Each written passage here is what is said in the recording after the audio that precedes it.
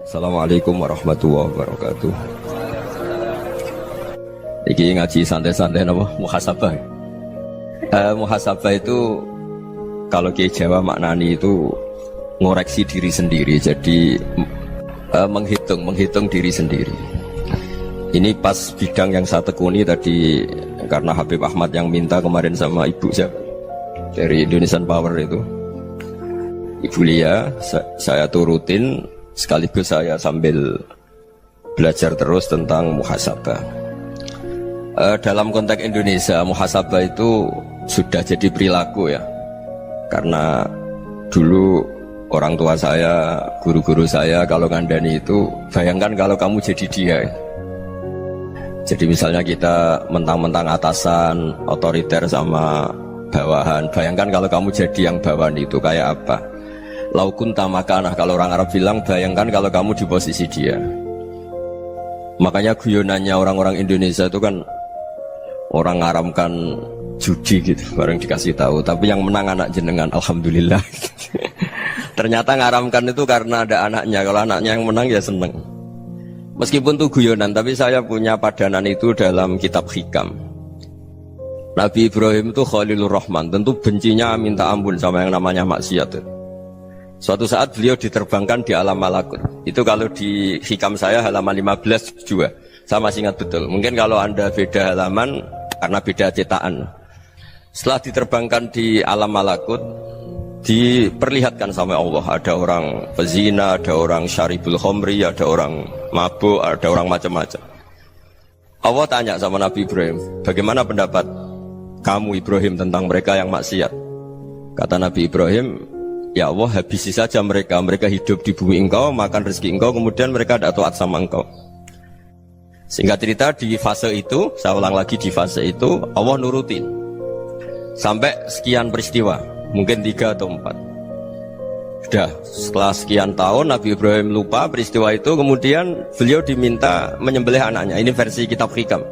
Memang versinya banyak tentang kenapa Nabi Ibrahim disuruh menyembelih anaknya.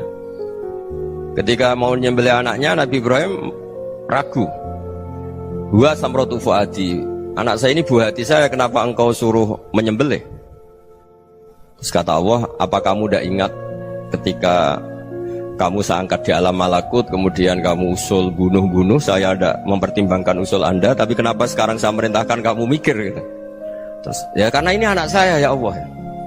Terus kata Allah, rumang samu wong sing kon mateni gak gawean kau sing gawe kowe enak wae usul mateni. Sebenarnya saya yang bikin, kemudian Anda enak aja usul membunuh. Semenjak itu Nabi Ibrahim itu di eranya itu asfaqun nas, orang paling sayang sama manusia. Karena kadang kita keras itu ya kebetulan tuh udah anak kita, ada keluarga kita. Cara orang Jawa itu kan gitu ya, kalau ada perempuan terus macak yang macam-macam pakai sepeda motor cowok, terus wah itu luput suwuk, semoga-moga gini. Tapi setelah dikasih tahu, niku ponakane jenengan, semoga-moga selamat. Jadi jangan-jangan kemarin ahli ma'asi itu kebetulan tuh tidak keluarga kita. Kalau keluarga kita yang pernah salah pada kita, semangat kita mintakan maaf. Jangan-jangan kita didikte hukum sosial gitu. Jadi orang yang salah, kebetulan tuh orang yang menservis kita. Atau keluarga kita, atau orang dekat kita, jangan-jangan semangat kita mintakan ampun. Tapi kalau sama orang lain, kebetulan musuh kita semangatnya minta itu kena adab. Nah ini yang nggak boleh dalam Islam. Islam mengajarkan niru Rasulullah SAW, Nabi itu rahmatal lil alamin. Bahkan kemarin saya ngaji virtual sama beberapa habaib, ada Habib Ali Al-Jufri dari Mesir, ya. Ada Habib Alwi dari Kuitang, ada Habib Nabil Al-Musawa. Dari sekian habaib itu saya masih ingat diantaranya yang didawuhkan rahmatan lil alamin itu ketika Nabi adzahu qaumuh, disakiti oleh kaumnya, dan itu mereka masih kafir semua. Itu mereka dapat doanya Nabi, Allahumma hdi qaumi fa innahum la ya'lamun. Kayak apa baiknya Nabi, orang yang menyakiti, yang melukai, tapi Nabi masih berdoa, Allahumma hdi qaumi fa innahum la ya'lamun. Sayyidina Umar dapat doanya Nabi itu ya khina kana kafiran, ketika masih kafir didoakan, Allahumma aizzal Islam bi Umar. Itu ketika masih kafir. Itu pelajaran bagi kita bahwa yang sedang tidak cocok pun itu berdapat doa kita. Ya doa supaya kondisi kita baik, hari tambah baik. Karena agama ini Saya berkali-kali bilang limangka nayarjuwa hawal yawmal akhir. Agama ini diperuntukkan bagi yang selalu punya harapan pada Allah Subhanahu wa taala. Saya cerita muhasabah ini tentang hubungan kita dengan Allah. Di Indonesia itu banyak orang fasik, banyak orang nakal. Ya di mana-mana orang nakal itu ya mayoritas, wa aksaruhum fasikun. Tapi berkahnya harapan. Mungkin saya kira nakal sok benda, mungkin saya kira sholat sok ben sholat, mungkin sekarang belum sakhok, belum dermawan, suatu saat dermawan. Barokahnya itu kefasikan ini dianggap sementara, sedang fasik, sedang tidak benar. Karena kiai-kiai kita, para guru-guru kita, para habaib utamanya itu mesti bilang semoga husnul khotimah. Nah barokahnya doa itu semoga husnul khotimah itu menjadikan satu pola sosial. Yang sedang fasik ini masih diharapkan jadi lebih baik, jadi lebih sehingga kita tidak ngambil sikap ekstrim yang ingin menghabisi atau ingin mengadili, tidak, karena selalu kita punya harapan. Dan agama ini limangka nerjuwo hawal yawmal akhir. Bayangkan dulu kalau yang nakal itu anak kamu, pasti kamu nggak ingin kan langsung dapat azab, dapat apa. Padahal kita semua jadi tokoh ini abul kulli, bapak dari semuanya. Sehingga ketika Rasulullah SAW jalan-jalan kemudian melihat perempuan sedang menyalakan api. Kalau apinya mati ditiup, anaknya dijauhkan. Nanti kalau sudah jauh dari api, anaknya digendong lagi. Terus kata Rasulullah, matur ke semua sahabat, Aro'aitum anna hadih tarihatan waladaha alan nar. Apa kamu berpendapat bahwa perempuan ini akan melemparkan anaknya ke neraka? Tidak ya Rasulullah. Tidak akan seorang ibu melemparkan anaknya ke api. Terus kata Rasulullah, Allahu arhamu min hadih biwaladiha. Allah lebih rahman, lebih rahim dibanding orang tua ini kepada anaknya. Ini yang harus kita kenalkan terus, kita kampanyakan terus, supaya orang hubungannya dengan Allah itu nyaman, asik. Sehingga dengan demikian selalu ada harapan bahwa yang sedang nakal ini suatu saat tobat. Kita tidak boleh menghukumi pasti begini, pasti gini, itu tidak wilayah kita. Itu juga yang dicontohkan Rasulullah SAW. Secara lahir Nabi itu nggak berkenan sama Wahsy, karena Wahsy itu salahnya salah fatal, karena membunuh ahabban nasi ila Rasulillah, yaitu membunuh Sayyid Hamzah. Jadi ketika Wahsy tobat, Nabi itu terima tobatnya. Dan ketika beliau dengan basariyahnya nggak siap ketemu Wahsy karena harus ingat Sayyid Hamzah, basariyahnya diturutin. Oke, kamu iman, saya turutin, tapi jangan sering ketemu saya. Karena kalau ketemu kamu, saya masih ingat sama paman saya, Sayyid Hamzah. Kita bisa ngelola seperti itu. Kita tidak cocok sama orang, bagaimanapun mereka umat Rasulullah SAW, kita tetap mencintai mereka. Misalnya kalau beda agama, mereka sama-sama orang Indonesia, kita mencintai mereka atas nama warga Indonesia. Tapi kalau misalnya potongannya ora cocok, beda kultur, bawaannya itu mangkel no coro Jawa, ya bisa diilmoni, jangan ketemu. Wong sudah tidak cocok, ingin ketemu nyari solusi. Roh ini tok seneng itu kan ya repot gitu. Ya sudah, kalau nggak pati cocok ya jangan sering ketemu. Dan itu kita bisa memanage seperti itu tuh bisa. Saya berkali-kali cerita tentang Imam Syafi'i. Kalau dikasih tahu ya Imam Abu Abdillah, panggilannya Imam Syafi'i, tetangga anda ini ternyata banyak yang nggak senang anda. Jawabnya beliau senang. Ya bagus kalau nggak senang saya, ndak utang saya katanya. Jadi gara-gara saman seneng aku ngatur aku ini kan. Dan mungkin saman rasa seneng kan ya enak.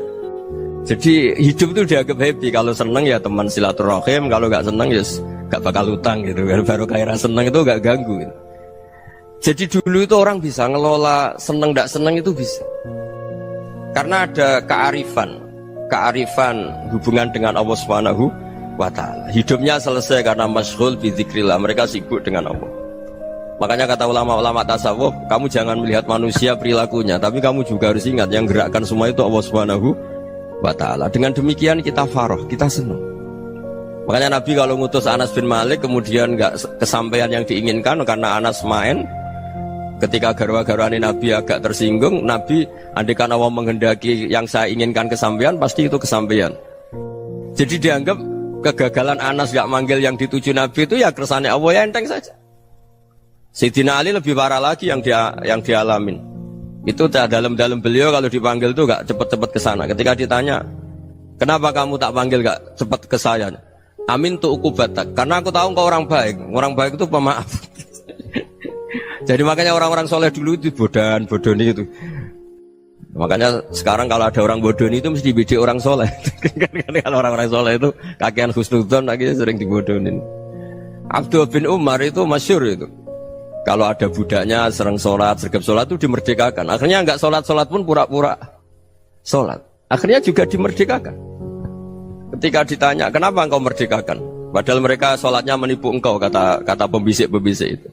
Man khoda'ana lillah in khoda'na lah. Dia nipu atas nama Allah, berarti saat tertipu juga atas nama Allah. Gak masalah dong, semuanya demi Allah Subhanahu wa ta'ala. Jadi ketika kita ketemu mensifati Allah Ta'ala itu ghafir, Allah pemaaf. Jangan kamu gak fair untuk diri kamu nyifati Allah ghafir, pada orang lain Allah kamu sifati syadidul iqab. Jadi Allah kamu atur, kayak MC tadi ngatur saya. Jadi Allah itu apa? Kalau pada saya ghafir, kalau pada musuh saya syadidul iqab. Itu tidak fair. Kalau Anda punya harapan kepada Allah karena Allah Rahman Rahim, Allah ghafir, sebenarnya Allah pada musuh kita ya bisa saja Allah ghafir, bisa saja Allah Rahman Rahim. Sehingga kita melihat orang lain yang kita tidak cocok itu ya enteng saja. Itu min ummati Rasulillah sing tanaluhu syafa'atu, tanaluhu sa'atu rahmati, tanaluhu fair. Jangan dengan kita kayak mesti dapat rahmat. Jangan orang lain kayak Allah pasti syadidul iqab, itu tidak boleh. Sehingga ketika ada orang Badui, singkat cerita orang Badui ini kencing di masjid, semua sahabat membentak dia. Yang nggak bentak hanya Nabi tok. Saking mangkelnya orang ini karena semua sahabat bentak kecuali Nabi. Setelah dibenarin Nabi, terus Nabi nyuruh sobu ali dhanuban min ma'in. Setelah disucikan masjid itu, dia berdoa keras sekali. Allahumma arhamni wa Muhammadan wa la tarham ma'ana ahadan. Ya Allah, yang berhak dapat rahmatmu hanya saya dan Nabi Muhammad, yang lainnya jangan gitu. Karena yang lainnya tuh jengkelin, gitu aja saya salah dimarah-marahin gitu. Jadi kalau kamu doa terbatas ya kayak orang Bedui nih, kayak orang Arabi. Apa kata Nabi? Laqad tahajjarta wasi'an. Allah yang rahmatnya luas menjadi kamu sempitkan. Karena kamu mau atur Allah hanya Rahman pada Indonesian Power, pada NU, pada kita, yang orang lain nggak perlu dapat. Itu kan kasihan Islam, karena Islam terus nggak dimiliki semua orang. Allah nggak dimiliki semua orang, Rasulullah nggak dimiliki semua orang, karena dipek NU, dipek ormas tertentu, dipek nggak boleh seperti itu. Nggak boleh takhasyar tawasian, kata Nabi, nggak boleh mempersempit zat yang rahmatnya itu luas. Ini semoga etika ini kita pakai di Indonesia. Yang sedang fase kita harapkan lebih baik, yang sedang nggak dapat hidayah kita doakan dapat apa? Hidayah. Masyhur kan, makanya tadi saya mohon sama Habib Ali supaya Habib Ahmad supaya tetap mahalul qiyam tabaruk sama Habib Ali. Di antara doa-doa di Simtuduror masyhur itu antuqa bilal mudhriba minnah bil ghufran wal musi'a bil ihsan. Jadi harapannya para habaib, para orang-orang baik dulu ya, semoga yang dosa itu dimaafkan, yang sedang salah dibuka, bikin lebih baik. Nabi itu tugasnya juga gitu. Wastaghfir li dzambika walil mu'minina wal mu'minat. Nabi itu tugasnya juga memintakan ampun yang sedang salah. Nah ini cobalah jadi etika kita, muhasabah kita. Jadi muhasabah itu cara berpikir kita set, kita pikir ulang. Ternyata semangatnya seorang nabi itu wastaghfir li dzambika walil mu'minun. Semangatnya itu memintakan ampun. Orang ahli tafsir tahu semua kalau Nabi itu tidak mungkin dosa. Jadi itu khitabun Nabi wa urida bihi ummatu, itu khitab Nabi, tapi yang dimaksud itu umatnya, karena Nabi tidak akan mengalami dzambun, tidak akan mengalami dosa. Sekarang enggak, kadang-kadang kita ini kalau orang lain salah itu semangat. Kalau di perusahaan ada teman salah, apalagi pimpinan salah itu seneng, barokahnya salah bisa ganti kan gitu. Ya jadi kalau mungkin di dunia tokoh juga gitu, barokahnya ada tokoh salah, kita yang jadi populer sendiri, tidak boleh seperti itu. Kita harus salimus sodri di jami'il muslimin. Jadi ini harus dilatih. Saya tadi matur sama Habib Ahmad, latihan kita jadi hidup. Nabi itu kalau resep jadi wali itu kata Nabi gampang. Kata Nabi, kalau kamu ingin disenangin Allah, ya sudah. Kalau kamu asbahta wa amseta gini-gini, perasaan kamu, kata Nabi, jangan punya perasaan ghil sama orang muslimin. Itu sudah wadzalika min sunnati. Makanya Nabi ngendikan la yablughni ahadun an ahadin syai'an. Ada yang baca la yuballighni ahadun an ahadin syai'an. Seseorang jangan melaporkan ke saya tentang salahnya yang lain. Fa inni akhruju ilaikum wa ana salimus sadri. Karena saya ingin ketemu sampean semua dalam keadaan salimus sadri, tidak punya perasaan apa-apa. Karena kalau nurutin pembisik, nurutin informasi itu ya repot, karena orang pasti sepihak. Ada kiai yang top datang ke kampung-kampung ning desa-desa, kata yang seneng itu punya akhlak. Wah itu bagus orang besar datang ke kampung-kampung. Kata yang nggak seneng, Oh itu jobnya kiai kecil kok diambil, itu kan ya kasihan itu kan sudut pandang. Makanya saya sering bilang akal kita ini cukup untuk mentasdik Rasulullah SAW. Meskipun perasaan kita kadang orang Jawa itu beda. Saya berkali-kali bilang sama peneliti dari Jogja, kenapa sih Gus para nabi itu kok poligami istrinya banyak? Nabi Dawud katanya itu berapa? Nabi Sulaiman malah jumlahnya agak terbatas ini. Nabi Muhammad itu paling sedikit. Saya tanya gini, perempuan itu orang lemah, jadi kalau nolong orang satu gimana baik, kalau nolong orang dua ya lebih baik, ya sudah kira-kira seperti itu. Paling tidak akal kita masih tahu kalau orang baik itu kan mesti baik, nolong orang satu baik, nolong orang dua ya lebih baik, nolong orang tiga lebih baik. Tapi kalau kamu orang nggak baik, satu saja kamu terlantarin, kamu miskinkan, kamu ya tinggal diukur kan. Kalau orang baik nambah baik, tapi kalau orang buruk tambah buruk. Nah itu akal kita bisa menganalisis kenapa sih nikah itu ada yang poligami, ada yang enggak. Sudah ukur saja diri kamu. Misalnya kayak saya elek keriting, rabi terus, memperbanyak wong elek, orang perilaku netok, raine dadi elek kabeh. Tapi nak kowe ku ganteng, alim, ganteng, sugih, anake ganteng-ganteng, berhubung kowe saleh ahli swarga kabeh, mertua yo bangga karena karir kamu meyakinkan. Ini mertua kamu aja gak bangga mau nambah.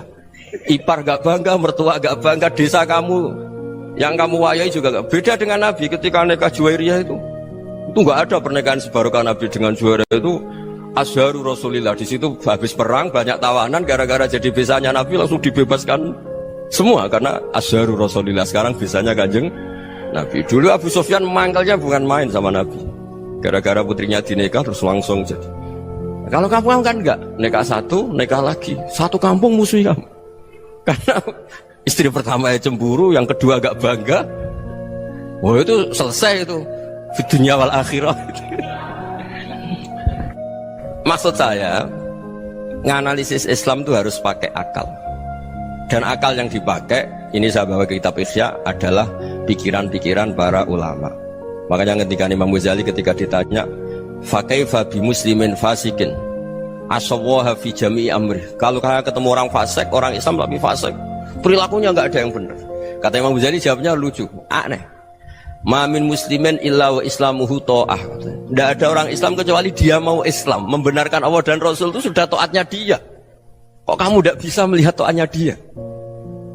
Dia pikirannya kan ini pemabuk, ini tukang apa. Tapi kata Imam Ghazali, sebenarnya kamu masih bisa berpikir positif. Ma min muslimin illa wa islamuhu ta'ah.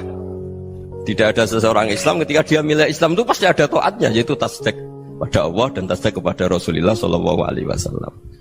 Jadi dengan pola seperti itu, maka di antara guru-guru kita yang modern ya di era Mbah Maimun, di sini ada Habib Ahmad, Habib Salim, syair yang sering dibaca beliau adalah ada orang munajat sama Allah. Ini cerita munajat. Itu orang itu ngendikan gini, ana muznibun, ana mukhtiun, ana asi, huwa rahimun, huwa ghafirun, huwa afi. Ya Allah, saya mukhti, saya orang yang salah. Ana muznib, saya orang yang dosa. Ana asin, saya sering maksiat. Tapi engkau ya Allah, engkau ghafir, pemaaf. Engkau rahim, maha pengasih.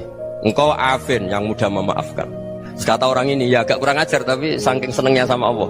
Qobal tuhunna salasatan bisalasat. Ya gini saja ya Allah, sifat engkau diadu dengan sifat saya. Engkau Tuhan, Gusti, nggak boleh kalah katanya. Terus wasatah liban ausofu ausofi, dan engkau pasti pemenangnya gitu. Jadi ada orang rayu Allah dengan cara seperti itu ya ada ya. Saya ini manusia, salah saya banyak. Engkau ampunannya banyak. Engkau Tuhan, Gusti, nggak boleh ampunan Anda, ampunan engkau kalah dengan salah saya. Nggak boleh Tuhan kok kalah. Jadi untuk supaya orang punya harapan gitu. Banyak juga wali-wali yang jadab ketika datang ke makam Rasulullah SAW. Itu kalau dongo ya agak kacau sebenarnya, cara syariat agak kacau. Ya Allah, engkau punya dua pilihan. Jika engkau menjadikan saya soleh, surah habibu, yang senang kekasihmu, yaitu Rasulullah SAW. Tapi jika engkau menjadikan saya fasik, surah aduh, yang senang itu setan. Monggo jenengan mau menyenangkan kekasih jenengan, mau menyenangkan musuh jenengan, monggo jenengan bebas kok memilih. Mestinya Allah ya senang menyenangkan kekasihnya. Jadi ya, intinya Allah dipaksa untuk menjadikan dia orang soleh gitu. Jadi kayak kemarin itu Pak Bu siapa yang kesini itu kuliah ke sini itu sama Habib Ahmad. Saya pertama nggak mau, lama-lama Habib Ahmad. Ini gimana Gus? Orang taunya saya dekat jenengan, kalau nggak hasil saya waduh Beb. Ini kayak doanya wali yang tadi. Nggak punya pilihan, Beb. Nggak ada pilihan ini. Jadi saya mohon muhasabah itu dimulai cara berpikir. Makanya di sini sebetulnya tag ini supaya dapat barokahnya Ihya. Ini kitab yang disenangi para habaib, para ulama. Sebetulnya tag di muhasabah itu redaksinya gini ya, yang lengkap. Hasibu anfusakum qabla an tuhasabu wa zinuha qabla an tuzanu wa tahayya'u lil ardil akbar. Jadi ada kata wazinu, jadi ukur. Perilaku Anda ini diukur, ditakar. Misalnya kita sebagai suami kan ya punya hal-hal yang kita tidak ideal. Corong Jawa mesti pesek, cara rezeki ya pas-pasan.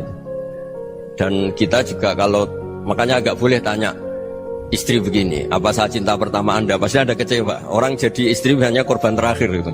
Sudah. Karena orang kalau ngelamar kemana-mana gak jadi, yang jadi istri itu pasti korban terakhir itu.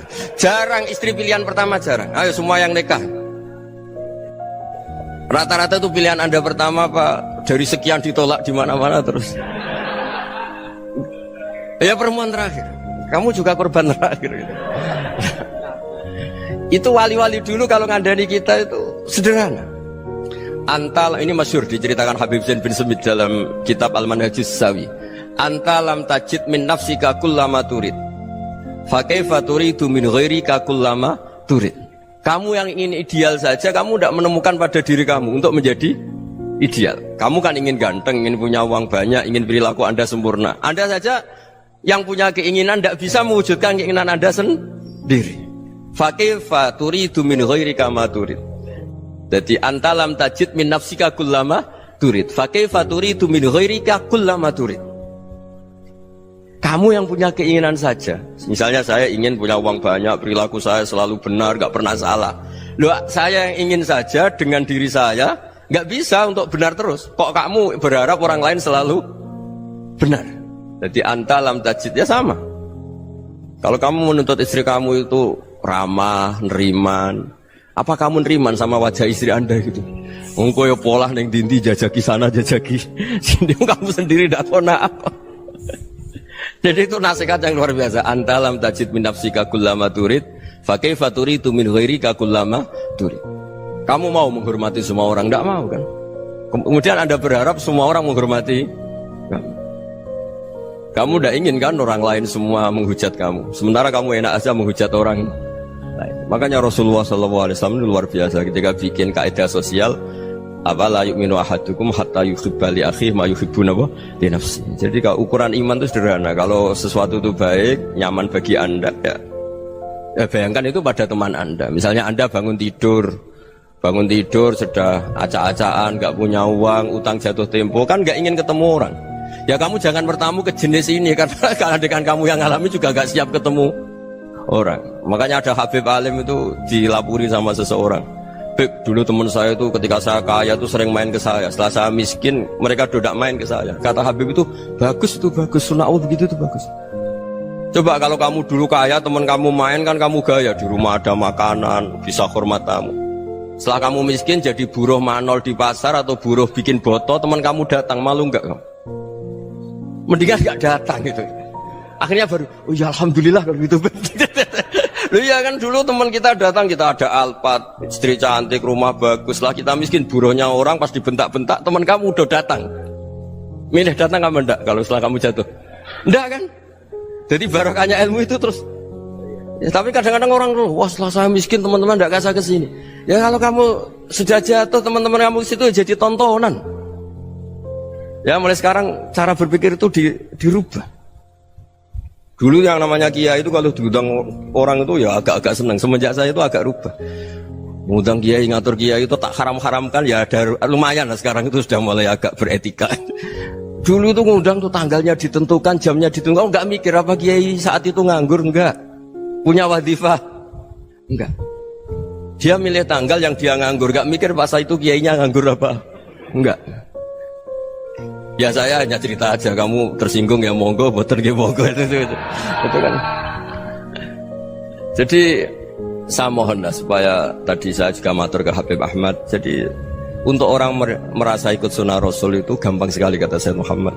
Dulu Nabi berpakaian ala daerahnya. Kalau mikot ya pakai mikotu baladi. Karena Nabi orang Madinah dan beliau berdomisili di Madinah, ya misalnya mikotnya dari Bir Ali misalnya. Tapi kalau Anda orang kawasan Tanim mau umroh ya dari Tanim. Misalnya kawasan Jirona ya dari Jirona. Artinya apa? Kamu ngambil mikot karena Nabi mikot misalnya dari Bir Ali, bukan berarti kamu harus seperti Nabi di Bir Ali, kamu orang Mekah, misalnya kamu orang Tanim, orang dia harus dari mikot itu apa? Baladi. Sama, makanya di fikih-fikih itu kalau tahnik anak, Nabi orang Arab, halawiyatnya kurma ya kurma. Kalau orang Jawa sedegan, semua bodoh-bodoh. Ya, bodoh-bodoh manis. Jadi ini tabaruk sama Sayyid Muhammad, ini ada murid beliau, Habib Ahmad, saya baca. Supaya orang itu merasa ikut Nabi itu gampang sekali. Ini saya baca ya di halaman tadi disaksikan Habib Ahmad 433 di kitab apa begini? Manhajus Salaf fi Fahmin Nusus. Itu kata Sayyid Muhammad, wa kanat sunnatu Rasulillah annahu yat'amu ma yajiduhu fi ardi wa yalbasu ma yajidu wa yarkabu ma yajidu mimma abahu Allah taala. Faman istamala ma yajiduhu fi ardi fa huwa al-muttabi' lis-sunnah. Kama anau hajjal baita min madinati, faman hajjal baita min madinati nafsih fa huwa al-muttabi' lis-sunnah wa illam takun hadhil madinatu tilka. Jadi intinya misalnya Nabi dulu itu ngasih sedekah kepada fakir miskin ya pakai dinar, dirham. Ya kalau orang misalnya sedekah pakai rupiah ya sudah ikut sunnah Nabi. Jangan, lu Nabi pakai dinar loh, kamu kok pakai rupiah. Dulu dinarnya Nabi udah ada tulisannya Bank Indonesia, kamu kok ada tulisannya Bank. Ya tidak ada seperti itu. Ya jadi misalnya Nabi sedekah pakai tamar atau pakai al-aqid, ya kita pakai beras, pakai apa. Supaya orang tuh bahwa Rasulullah itu milik kafatal linnas, milik semuanya. Sehingga merasa ikut sunnah Nabi itu ya semuanya. Makanya dulu Mbah Mun kalau motivasi saya supaya bombong, kalau orang Jawa bilang bombong. Wong Jawa mesti ono wong alim. Beliau menyontohkan Mas itu Mbah Fadol, Senori, Mbah Ihsan Jambes. Itu bisa ngarang-ngarang kitab luar biasa. Padahal beliau bukan orang Arab. Imam Sibawai itu orang Persia, Imam Ghazali orang Tus itu juga ikut Persia. Kata Mbah Mun, wong sing ora Arab lah mesti untuk jatah alim kata beliau. Karena Nabi itu diutus kafatal linnas. Nanti kalau orang yang alim itu Arab tok, berarti tidak ada perwakilan dari Afrika, dari Asia Tenggara, dari mana-mana. Makanya karena Nabi statusnya itu kafatal linnas. Jadi kita harus bangga sebagai Muslim, sebagai orang Indonesia karena misalnya Wali Kutub dulu terkenalnya hanya ada di Yaman, di mana. Ternyata pernah ada juga di Indonesia dan seperti Habib Abu Bakar Segaf Gresik. Jadi ya akhirnya kan tetap orang Indonesia meskipun beliau zuriyah Rasul kan ya sudah orang apa? Orang Indonesia. Zuriyahnya Habib Ali Sentuduror sekarang di Solo. Jadi Indonesia juga dapat alawin banyak dari Sadatin al-Alawin juga banyak. Jadi saya mohon barokahnya ngaji seperti ini. Melihat orang lain tuh gampang, bayangkan tuh kalau anak kamu. Makanya Nabi nanti kalau nggak percaya lihat di Hikam nomor 15 di kitab saya itu. Di situ dijelaskan oleh Hikam, jangan-jangan semangat Anda pada orang yang maksiat, pada orang yang keliru supaya dihukum itu karena kebetulan itu udah anak Anda, itu udah keluarga Anda. Coba kalau itu keluarga Anda. Makanya kalau saya guyonan di Jogja itu ada pembantu mecahkan piring terus dimarahi majikannya, saya mesti guyon gitu, pasti itu pembantunya tidak cantik. Kok bisa Gus? Andai kan cantik dan kamu senang mecahno piring satu, piring 1000 ra iso ngamuk kowe. Ternyata ngamuknya tuh karena mecahkan piring apa karena plus tidak cantik? Coba jawab para lelaki nih. Kamu marah sama orang maksiat tuh karena maksiat karena plus itu udah anak Anda. Bayangkan kalau itu anak Anda. Itu hebatnya Rasulullah SAW. Karena kita yang salah pun kadung umatnya, Nabi tetap ngasih fasilitas syafaati li ahlil kabair min ummati. Kayak apa baiknya Nabi? Udah ikut maksiat tapi ikut fasilitasi ngasih syafaat. Loh kalau li ahlil ibadah kan wajar. Nabi ketika ini syafaati li ahlil kabair min ummati. Ya karena tadi logika yang dibangun Rasulullah itu logika yang luar biasa. Kita semangat orang lain kena hukuman itu karena kita tidak punya ra'fah, tidak punya rahmah. Coba kalau Rasulullah yang bil mukminina raufur Rahim. Semangatnya itu mendoakan supaya tobat, mendoakan diampuni. Dan itu juga yang diperintahkan oleh Allah Subhanahu wa taala, wastaghfir li dzambika walil mu'minina wal mu'minat. Ya semoga barokahnya ngaji ini, barokahnya Habib Ahmad, barokahnya Maulid Simtud Duror, barokahnya semua kitab madaih, tiba berjanji semuanya, barokahnya Ikhya, barokahnya Said Muhammad, barokahnya guru kita semua, Mbah Maimun, bapak saya. Kita ini ngikuti manhaj, ya, ngikuti apa? Manhaj. Saya sering didhawuhi Mbah Mun, kenapa ihdinas siratal mustaqim bukan siratoka, bukan jalan engkau ya Allah, karena Allah itu nggak bisa kamu tiru. Allah itu tidak tidur, tidak makan, tidak kesel, tidak capek. Yang bisa ditiru itu siratal ladzina an'amta alaihim. Yang bisa ditiru manusia ya niru manusia, karena Allah itu tidak bisa ditiru. Makanya ihdinas siratal mustaqim siratal ladzina. Dan niru siapa? Niru guru-guru kita. Termasuk niru cara pandang. Jadi misalnya ada orang awam di rumah itu hanya delok reng, delok tikus liwat, itu kan kayak nganggur. Kok ora tahajud malah mendelok reng. Melihatnya jangan gitu. Huwa tarokal ma'asiyah. Dia di rumahnya ndak dugem, ndak kemana-mana. Dia berarti malam itu tarkul ma'asi. Tidak nyopet, tidak garong, tidak ke tempat maksiat. Susahnya apa sih husnudzon? Jadi jangan lihat huwa tarkut tahajud, huwa tarokat tahajud, wa taroka qiyamal lail. Oke ya, namanya orang begitu ya tidak tahajud, tidak qiyamul lail. Tapi susahnya apa sih kamu bilang huwa tarokal ma'asiyah? Dia juga meninggalkan maksiat, dan tarkul maksiat itu tuh ibadah. Supaya orang tuh gampang lah husnudzon sama orang muslim. Ini orang mukmin, orang yang luar biasa. Di mata Allah itu orang yang luar biasa. Kayak tadi Imam Ghazali, kalau saya ketemu orang muslim kemudian dia tidak pernah baik, gimana? Kata Imam Ghazali, ma min muslimin illa wa islamuhu ta'ah. Tidak ada orang Islam ketika dia mentasdihkan Allah dan Rasulullah, berarti dia juga punya taat. Ya ini latihan saja, sing iso nglakoni Habib Ahmad kula namung cerita mawon. Kula cerita secara akademik, saya punya kitab, saya baca, dan alhamdulillah kita paham barokahnya para guru, dan supaya terbiasalah. Sebaik-baiknya ibadah husnudzon billah wa husnudzon bil mu'min. Soal tidak cocok ya diilmoni tadi ya, namanya nggak cocok ya jangan sering ketemu. Seperti Rasulullah SAW, beliau karena sangat mencintai Said Hamzah, ketemu orang yang pernah begitu sama Said Hamzah ya beliau secara basyariah tidak siap. Tapi beliau secara cara bahasa sekarang, secara profesional, kalau beliau seorang nabi dan harus menerima tobatnya siapapun ya diterima. Saya meskipun dengan A, B gak cocok karena dia begini-begini sama saya, tapi saya ingat dia sholat, dia baca sholawat, dia mencintai Rasulullah, ya kita hormat. Ya soal gak cocok ya di manage tadi ya, zurhiban tasdid huban. Kalau gak pati cocok ya jangan sering ketemu, bawaannya enak nanti. Jadi ya semuanya itu diilmoni lah. Makanya ngendikane Ma'ruf Al-Qurhi ada yang baca Al-Kharqi, mangqala fil yaumi salasa marrat wa marham umat Muhammad kutiba minal abdal. Karena semangat mencintai siapapun satu hari sering baca marham umat Muhammad wa ma asli umat Muhammad wa ma tajawaz an umati Muhammad, itu mesti kutiba minal abdal. Dia pasti termasuk wali abdal. Maksudnya semangat mencintai ya dilatih lah. Misalnya Indonesia Power atau PLN, andai kan tidak ada PLN tuh kayak apa? Orang nggak bisa ngaji, tidak bisa aktivitas. Ya barokahnya ada PLN, barokahnya jasanya. Kita sadar, tidak semua kebaikan kita ini memenuhi keinginan orang banyak. Gitu. Orang banyak ingin listrik, ingin saluran apa, dan itu kadang yang mewujudkan orang lain atau kelompok lain. Ya karena itu manfaat ke orang lain ya kita doakan. Karena khairunas anfa'uhum linnas. Sehingga kita terbiasalah ngakui orang lain. Seperti semangatnya Rasulullah SAW, semuanya itu didoakan, semuanya diinginkan kebaikannya. Bahkan Nabi gak putus asa sampai di akhirat. Ketika Nabi lain sudah putus asa karena sudah akhirat, sampai dimintai syafaat semuanya bilang nafsi, nafsi. Karena merasa semuanya gak punya nyali di depan Allah. Karena ini sudah akhirat, sudah finish. Tapi apa Rasulullah? Analah. Ya sudah, saya sanggup mensyafaati kalian. Terus kata Nabi, fa'atiyal arsya. Saya mendatangi aras fa akhirul lahu sajidan, saya sujud wa ahmaduhu bima hamida 'allamaniha rabbi. Kemudian saya tetap muji Allah dengan pujian yang terus menerus. Padahal sudah di akhirat, sudah finish. Nabi dimintai syafaat masih sanggup karena Nabi tahu akhirat tidak bisa mendikte Allah, tidak bisa. Allah terus bilang, "Ya Allah ini akhirat loh, engkau sudah tidak boleh mensyafaat." Tidak bisa. Allah tidak bisa diganggu akhirat. Allah tidak boleh dibatalkan rahmannya oleh akhirat. Allah tetap Rahman Rahim abadal abad. Dan Nabi tahu itu. Makanya kata para ulama, fa Muhammadun ahmadu min ghairihi. Jadi Nabi Muhammad namanya dua, yang terkenal. Sebenarnya banyak yang terkenal dua, Muhammad sama Ahmad. Ketika Nabi punya nyali memuji Allah di akhir akhirat atau sudah di akhirat itu fa Muhammadun ahmadu min ghairi. Ketika Nabi lain sudah tidak punya nyali muji Allah karena sudah akhirat, Nabi Muhammad tetap berani muji Allah di saat seperti itu. Makanya ahmadu di situ kata ulama itu af'al tafdil, fa Muhammadun ahmadu min ghairi.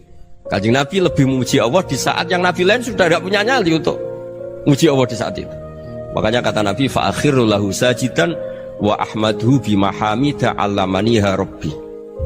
Akhirnya setelah lama gitu terus Allah ngendikan ya Muhammad irfa' ra'sak wasal tu'tah wasfa' tusyaffa. Sudah Muhammad, angkat kepala kamu minta apa saya turutin, dan kalau kamu ingin mensyafaati umatmu saya beri hak napa? Syafaat. Nah, semoga semangat itu juga menjadikan kita munajat bahwa rahmat Allah tidak terbatas, harapan juga tidak terbatas. Mungkin yang sedang nakal ya kita katakan sedang, jangan terus kamu pastikan wah ini mesti su'ul khotimah, mesti tidak orang baik. Tidak, agama ini liman kana yarjuha wal yaumal akhir, selalu bagi yang punya harapan. Ya, mugi-mugi dapat barokah semua. Mantu dengan kata wassalamualaikum warahmatullahi wabarakatuh.